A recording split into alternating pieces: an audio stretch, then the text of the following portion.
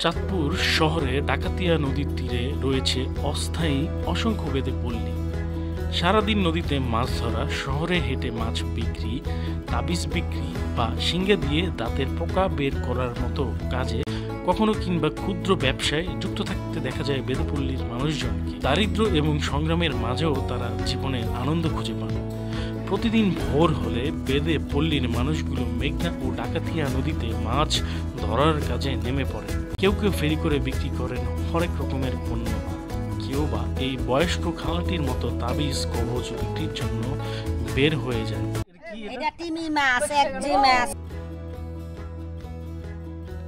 চাঁদপুরের বেদেরা ইসলাম ধর্মের অনুসারী। চাঁদপুরের লোক সংস্কৃতিতে তাদের ইতিহাস খুবই পুরনো। একবিংশ শতাব্দীতে এসে যখন একের পর এক জটিল এবং কঠিন রোগের চিকিৎসা পদ্ধতি আবিষ্কার হচ্ছে, তখন এসব পশুর চামড়া, ছাল, বাকল দিয়ে জটিল রোগের চিকিৎসা করা সম্পূর্ণ অমূলক এবং ভিত্তিহীন।